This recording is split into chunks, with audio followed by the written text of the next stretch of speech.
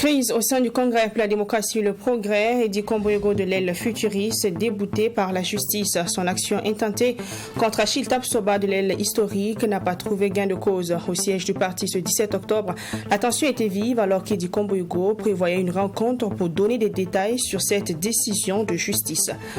Augmentation du prix du taxi, il faudra désormais débourser 100 francs de plus pour bénéficier des services de ce transport en commun. L'augmentation s'explique par la double augmentation du prix des hydrocarbures. Réaction et commentaires des taximens dans un instant. 5e journée du championnat national, Asfaï Nenga Real du Faso, score final, un but partout. Le premier a été marqué à la 9e minute par le Real du Faso contre son propre camp. Le Real du Faso, à l'issue de cette journée, occupe la 8e place. On en reparle en fin de journal avec le Desk Sport. Bonjour à toutes et à tous et bienvenue dans ce journal. Crise au sein du Congrès pour la démocratie et le progrès. L'action intentée en justice par Edi Komboyego contre Achille Tapsoba de l'aile historique n'a pas eu gain de cause. Hier, 17 octobre, alors que le camp futuriste préparait une rencontre au siège du parti, des jeunes se sont mobilisés pour prendre d'assaut les locaux. Les images et les détails avec Alexis Wenkouni Belemnaba. La crise au sein du CDP semble loin de trouver son épilogue. Le 27 juillet 2022, Edi Komboyego a signé un référé à Achille Tapsoba pour le voir condamné par la juridiction du président du tribunal de grande instance de Ouaga 1 à ne plus se prévaloir de la fonction du président du CDP, lui interdire de poser tout acte pour et au nom du CDP et de représenter le CDP de quelque façon que ce soit. L'aile dite historique informera par un communiqué que le juge, après plusieurs reports, n'a finalement pas accédé à la requête de Edi Komboyego. Le concerné Edi Komboyego invite la presse au chef du parti pour donner des précisions sur la décision de justice qui vient de tomber. La tension est vive sur les lieux à Kwame Nkrumah malgré la présence des forces de l'ordre. L'échange avec la presse se fera finalement à son bureau dans la même avenue. Que les avocats du sieur Achille et compagnie ont estimé que notre assignation était nulle. Le juge dit l'assignation n'est pas nulle. En deuxième décision, le juge dit déclarons le Congrès pour la démocratie et le progrès représenté par M. Wenvenem Edi Constance Hyacinthe recevable en sa demande. Le juge dit que notre requête est recevable à son niveau parce que le CDP est représenté par Edi Komboyego. La requête du président par intérim Achille Tapsoba est jugée donc irrecevable selon l'ordonnance. Mais l'ordonnance du juge, nous dit-il, ne s'arrête pas là. Il y a deux hypothèses. Où le juge estime que lui, en tant que juge des référés, ce n'est pas devant lui qu'on doit venir déposer ces requêtes-là. Et puis il dit, ce n'est pas. Donc il nous demande de voir une autre juridiction. Où le juge tire une conséquence de l'irrecevabilité de Achille, qui n'est déjà pas, que lui l'a dit qu'il n'est déjà pas président du CDP. Et donc, il n'y a pas lieu de dire encore une seconde fois qu'il n'est pas président du CDP. Néanmoins, le juge condamne le Congrès pour la démocratie et le progrès représenté par Edi Komboyego aux dépens. Le juge condamne le CDP, nous, c'est-à-dire moi et le CDP, aux dépens. Ce sont des frais de justice, c'est nous qui avons agi devant lui et c'est nous qui devons supporter ces frais de dépens qui ne dépassent pas 30 000. Il n'y a pas lieu de faire des polémiques là-dessus. Ça veut dire tout simplement que cette décision ne reconnaît pas Achille Marie-Joseph Tapsoba comme président du CDP, mais plutôt Edi Komboyego comme président du CDP. Edi Komboyego dit être étonné du communiqué qui, interprétant l'ordonnance, indique que Achille Tapsoba assure la présidence par intérim du parti. Un huissier affirme-t-il dépêché par le camp Achille Tapsoba s'est rendu au chef du CDP pour lui mettre sous scellé, mais cela a été empêché par la police pour défaut de décision de justice dans ce sens. Eddy Kombouego a terminé en invitant les militants et sympathisants du parti à la discipline. À la suite du verdict rendu ce 17 octobre dans le cadre de cette affaire, nos reporters ont rencontré pour vous l'ancien député du CDP, Yahaya Zoungrana, proche du camp d'Achille Tapsoba. Ce dernier se dit satisfait du verdict et estime que le mythe du congrès d'Eddy Kombouego est tombé. On l'écoute dans cet élément de Serge Kabouré. À travers ce communiqué daté du lundi 17 octobre 2022, l'aile dite historique du Congrès pour la démocratie et le progrès CDP portait à la connaissance de ses militants qu'Eddy Kombouego avait été débouté par la justice. En effet, après 6 reports de procès, la justice, à travers le tribunal de grande instance Ouaga 1, a rendu son verdict dans l'affaire opposant le CDP à Achille Marie-Joseph Tapsoba. Rencontré à la suite de ce verdict, l'ancien député CDP Yahaya Zoungrana, proche de l'aile historique, se dit satisfait de voir enfin la vérité éclater. Toutes les plaintes et toutes les prétentions du camarade Eddy Kombouego ont été balayées par le juge et il a été condamné au dépens, c'est-à-dire à payer les frais que nous avons engagés pour nos avocats. L'extrait de l'ordonnance du juge est très clair. Sur cette base, nous avons fait un communiqué très clair. Maintenant, je pense que le public est assez, averti pour lire et comprendre et voir que le mensonge n'est pas de notre côté, il est du côté de ceux qui tentent manifestement de transformer un échec en une victoire.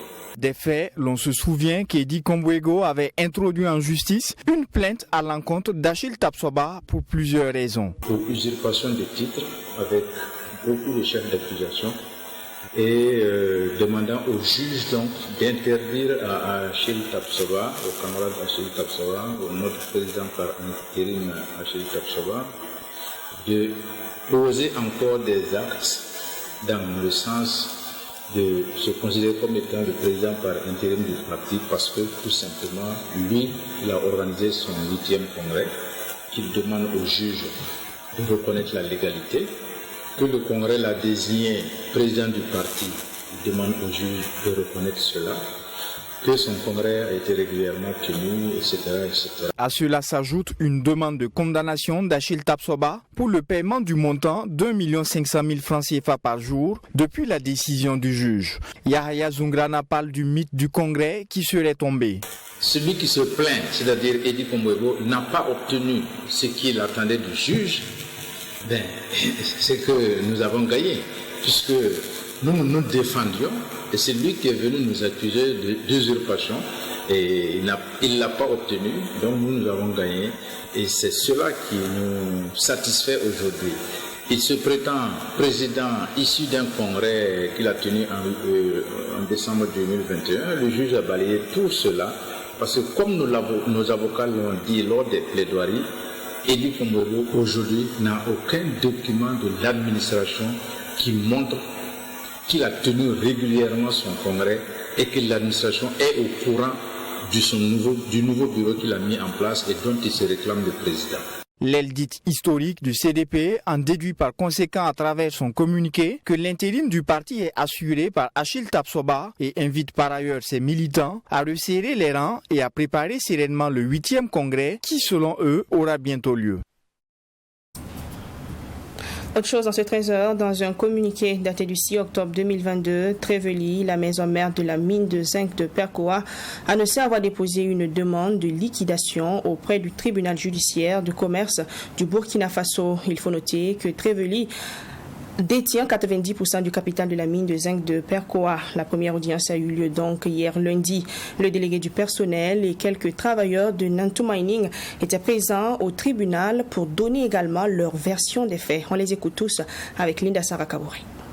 C'est le tribunal judiciaire de commerce qui est appelé à statuer sur la mise en liquidation judiciaire de la mine de zinc de Perkoa. Si la demande de liquidation formulée par Trévely, la maison mère de la mine de zinc, est acceptée, la Cour nommera un liquidateur judiciaire qui s'occupera des affaires courantes de Nantou Mining, qui représente 90% de la mine de zinc de Perkoa. Pour ce premier jour d'audience, le personnel de Natou Mining est là pour donner sa version des faits en tant que travailleur de la mine. À en croire le délégué du personnel, les travailleurs n'entendent pas contester les décisions du tribunal, mais ils déplorent le fait que jusqu'à ce jour, ils n'ont reçu aucun document officiel sur cette décision de mise en liquidation. Quand nous demandons en fait des documents ou des pièces ou des preuves appuyant ces déclarations, nous n'en avons pas. Donc ce qui nous met dans une situation vraiment inconfortable. Il est très difficile pour nous d'apprécier cette situation. Ce que le tribunal va décider, en fonction de cela, nous aussi nous allons voir ce que nous allons faire. L'audience a été reportée au lundi 24 octobre prochain. Quoi qu'il en soit, environ 350 employés sont compromis et le personnel licencié n'a pas encore obtenu le règlement de leurs droits selon les explications de Abdoul Moussa Sanou. Actuellement, nous avons des difficultés très sincèrement. Voilà, les comptes sont toujours gelés par les banques. Voilà, malgré l'existence des assurances perte emploi chèrement payées. Donc de ce côté aussi, nous attirons aussi l'attention des banques là-dessus, de ne pas laisser durer cette situation. Parce que bon, quand elles gagnaient, il n'y avait pas de problème. Alors, maintenant que c'est elles qui perdent, donc elles veulent changer les règles du jeu. Ces représentants des travailleurs de Natou Mining lancent un cri de cœur aux nouvelles autorités afin qu'elles s'impliquent davantage dans cette affaire. Mais au-delà, qu'elles prennent à corps les difficultés que vivent les mines du Burkina Faso. Au-delà même de la mine de zinc de Perquois, je pense que nous devons sérieusement nous pencher sur les problèmes qui sont aujourd'hui au niveau de toutes les mines du Burkina. Voilà. Parce que nous avons l'impression que l'univers des mines est comme un univers à part entière et le reste est aussi de côté. Donc il faut que ensemble nous nous penchons sur les problèmes au niveau des mines pour que tout le pays puisse en bénéficier. En rappel, le 16 avril 2022, 8 mineurs dont 6 burkinabés, un Tanzanien et un Zambien avaient disparu dans la mine souterraine de Perquois suite à des inondations. Après plus de 2 mois de recherche, tous les 8 mineurs disparus ont été retrouvés sans vie.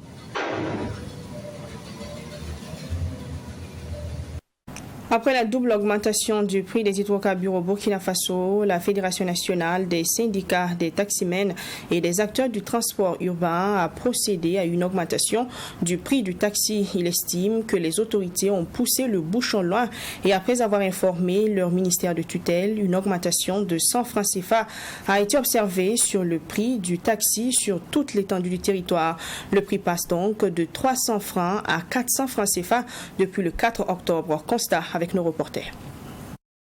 Après une augmentation du prix des hydrocarbures de 100 francs le 11 mai dernier, le Burkina Faso va connaître à nouveau une augmentation de 35 francs le 19 août. Conséquence, la Fédération nationale des syndicats des taximens et des acteurs du transport urbain du Burkina décide de procéder à une hausse du prix du taxi. Désormais, les clients devront débourser la somme de 400 francs pour bénéficier des services des taximens. Une décision qui a pris effet depuis le 4 octobre dernier. Tout simplement, vous voyez que le prix du carburant, le litre fait 750 le litre. Un taximan à nos jours ne peut pas prendre 1 litre de carburant à 750 pour quand même prendre quelqu'un à 300 francs. C'est pas facile. On a voulu supporter, mais on ne peut pas. Et vous savez qu'on a trop de charges. On a les papiers administratifs. Quand je dis les papiers administratifs, on a les patentes et puis le stationnement qui fait 50 000. Nous avons la visite technique qui fait 28 000 francs l'année. Nous avons les assurances qui partent à 140 000 francs l'année. Et nous avons encore les taxes de développement communal TVM qu'on vient encore de nous surcharger encore de prendre. Vous voyez, c'est trop. Donc on n'arrive pas à joindre les deux bouts. Pour les chauffeurs de taxi, cette augmentation du prix du transport se justifie par la hausse du prix des hydrocarbures. Pour chaque litre, il faut désormais débourser 135 francs en plus du prix de mai dernier, expliquent ces chauffeurs de taxi. Le 300 à 400, moi je pense que c'est une bonne chose et je pense que ça va beaucoup nous aider. Parce qu'avec l'augmentation du carburant, on ne s'en sortait même pas. Donc avec les 400, je pense que ça nous aide beaucoup. Beaucoup ont compris. Si on payait le paquet de spaghettis, Gilda à 200 francs, maintenant c'est à 350. Donc beaucoup ont compris. Même simple bic c'est à 150. Simple machine on ne peut plus l'avoir à 50, à 25 francs. Il faut 300 francs. Donc beaucoup ont compris. Et on continue à sensibiliser aussi les autres. Donc on n'a pas de problème avec les clients.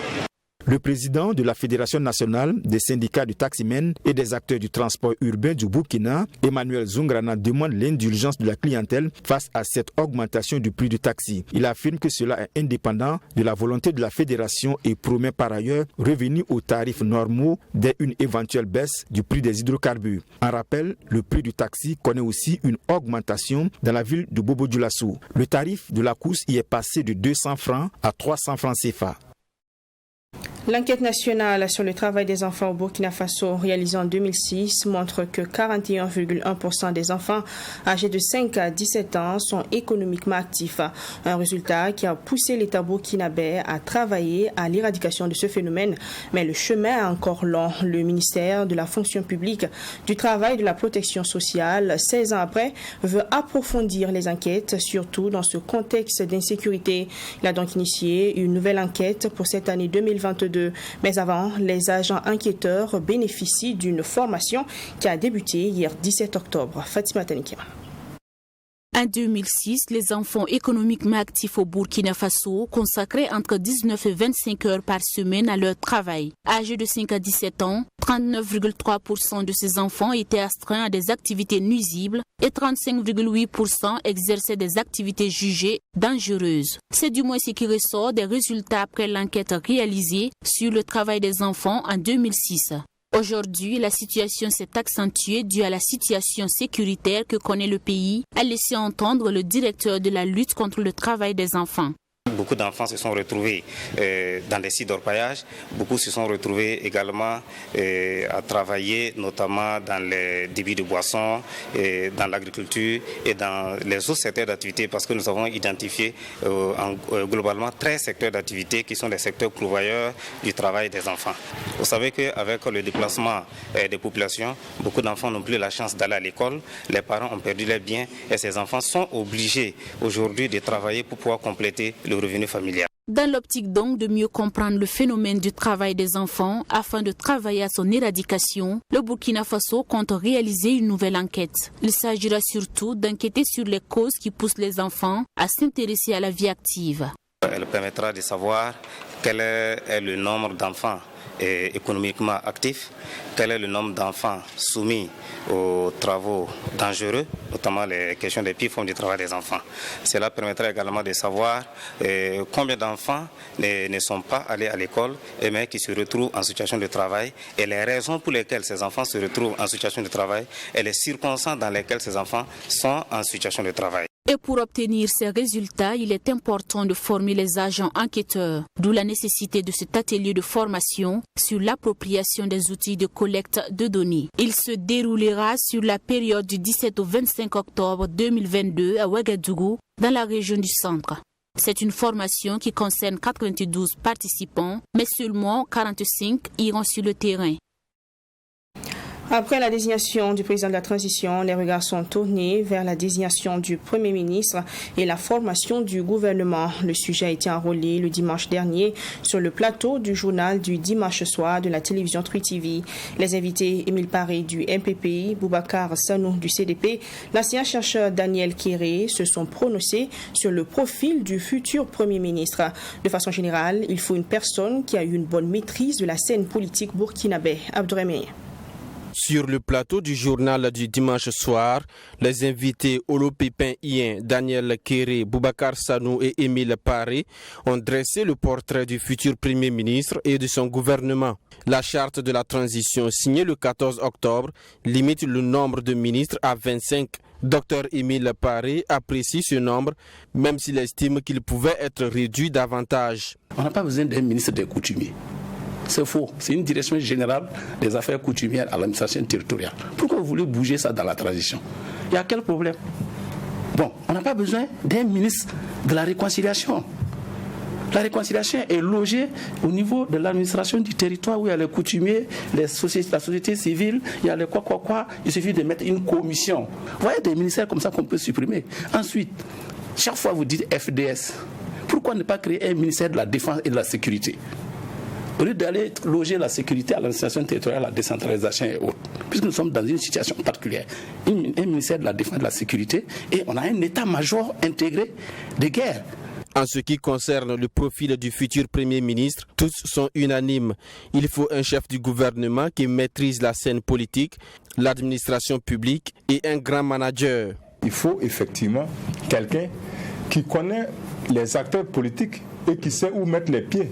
Parce que lorsque vous arrivez, vous ne connaissez pas les acteurs politiques, mais peut-être que le premier venu, vous pensez qu'il est le meilleur, et un temps vous vous rendez compte qu'il vous mène en bateau. Et en ce moment, il serait déjà trop tard ou très tard. Donc voilà pourquoi il faut quelqu'un qui sait qui est Émile Paré, et qui sait qui est Boubacar Sanou, qui sait que quand il dit c'est blanc, il faut voir plutôt noir, et quand il dit c'est noir, il faut voir plutôt blanc. Voilà. Je pense que le capitaine Traoré, c'est pas qui est l'adjoint, c'est pas qui est le numéro 2 ou le numéro 3 du PSR, il doit même quitter la capitale, pour vous dire vrai. Voilà, il peut déménager l'état-major. Bon, je ne sais pas si techniquement c'est possible, en tout cas, mais au moins dans les zones de crise, qu'on les sente beaucoup plus sur le terrain, on sait que ce sont les militaires et s'occupent de la question sécuritaire. Donc, qui va s'occuper maintenant du volet civil de la gestion du pouvoir d'État? C'est cela le Premier ministre. Donc, quelqu'un qui peut porter ce fardeau-là, il faut que ce soit quelqu'un qui a des épaules très très larges, quelqu'un qui maîtrise le marigot politique. Vous voyez, dans notre marigot politique, il y a des anacondas, des requins, je ne sais quoi. Bon, il faut que ce soit... Je n'ai pas dit ça, mais c'est lui qui l'a dit. Si vous ne maîtrisez pas ce marigot politique-là, on ne fera qu'une bouchée de vous, quoi, et malheureusement. Les invités du JDS souhaitent que les choses aillent très vite, notamment la désignation du Premier ministre et la formation du gouvernement. En ce qui concerne l'éligibilité du Premier ministre de la transition aux prochaines élections, ils estiment que cette disposition permet de garantir une transparence dans la gestion du futur chef du gouvernement. Football, finale de la Coupe du Conseil régional de la jeunesse du centre, première édition. L'équipe de l'arrondissement 5 de Ouagadougou championne face à l'arrondissement 10. Le match a atteint la phase des tirs au but. Au départ de la compétition, le 22 août dernier, 18 équipes, arrondissements et communes rurales étaient organisées. Les organisateurs parlent de réussite sur tous les plans. Yassine Sawadko. L'équipe de l'arrondissement 5 de Ouagadougou sur la plus haute marche de la première édition de la Coupe du Conseil régional de la jeunesse du centre. En face à face pour l'apothéose ce dimanche contre l'arrondissement 10, le choix du vainqueur s'est fait au tir au but. Et c'est dans un match très engagé des deux équipes avec de rares occasions à la première partie comme à la seconde. L'arrondissement 5 se montre plus adroit au tir au but et est fait vainqueur de l'édition 1. Débuté le 22 août dernier avec 18 équipes des arrondissements et communes rurales du centre, ce tournoi se veut de rassembler la jeunesse qui est le fer de lance d'une nation. Objectif donc atteint selon les organisateurs. L'objectif visé a été atteint car toutes les communes ont répondu, les arrondissements ont répondu. Ils se sont affrontés avec un esprit de fierté, un esprit de fair play. Et on a profité par ce canal footballistique-là pour partager les mots de paix et de cohésion sociale. Et les jeunes ont été enclins à les écouter car ils avaient la disposition d'esprit à les recevoir. La jeunesse étant l'avenir du pays, ils doivent participer à l'écriture de l'histoire de ce pays-là, construire, être des citoyens bâtisseurs. Pour le gouverneur de la région du centre, par ailleurs président de la cérémonie, cette activité sportive vient à point nommé, surtout avec l'idée de rassembler la jeunesse.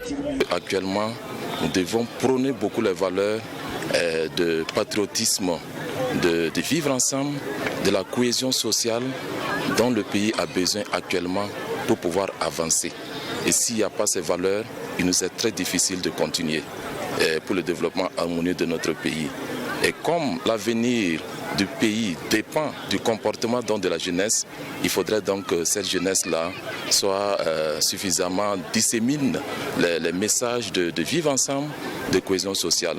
Et nous voudrons réaffirmer notre disponibilité à les accompagner, bien sûr, pour le bonheur, bien sûr, de les activités qu'ils mènent au profit de la population du centre. Et c'est le même son de cloche pour les parrains de cette première édition. Au regard du thème qui a été développé durant cette cérémonie, nous avons décidé de les accompagner parce que nous avons trouvé qu'autour du sport, notamment le football, on peut bâtir la paix. Et c'est pour cela que nous avons vu à travers ce tournoi qui a duré 1 mois, nous avons pu créer une certaine solidarité entre les jeunes et je pense que ça permet de mobiliser les jeunes et surtout de rester soudés face aux défis qui vont se présenter à cette jeunesse-là.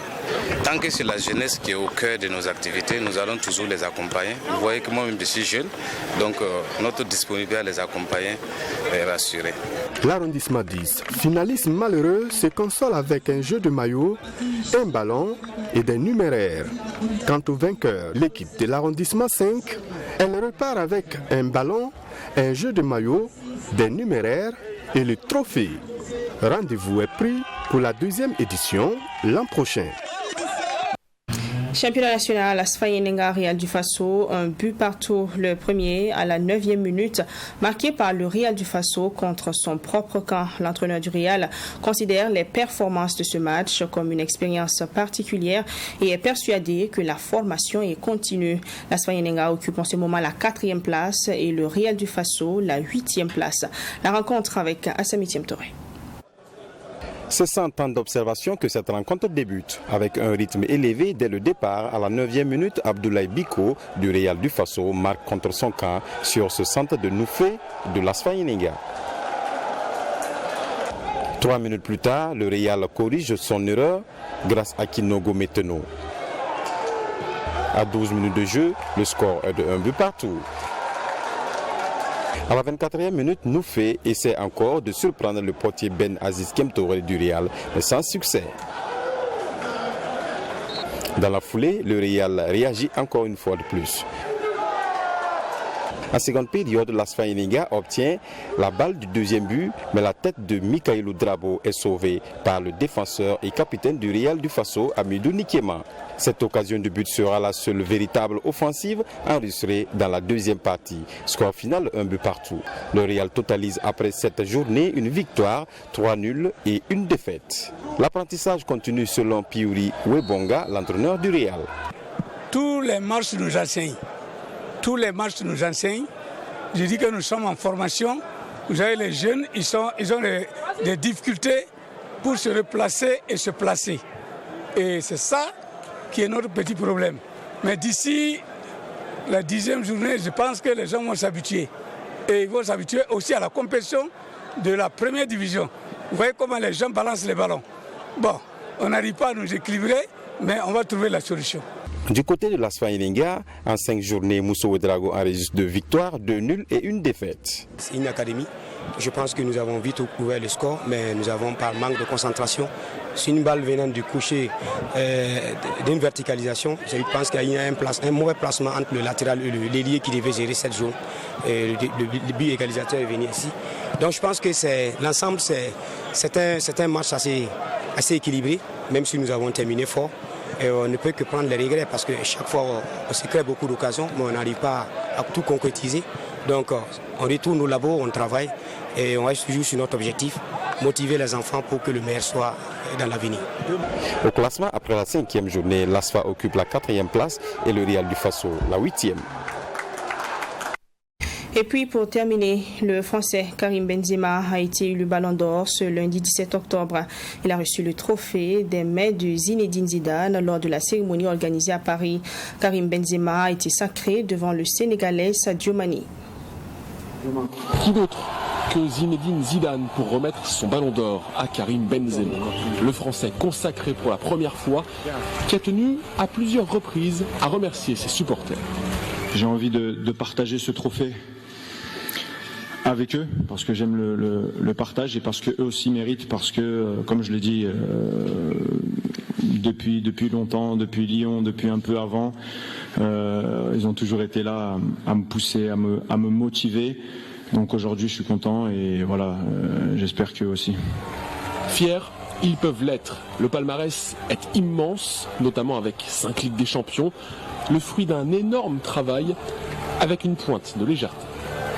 Ça reste du foot, c'est un spectacle. Parce que moi, quand je suis sur un terrain, c'est comme quand j'étais petit.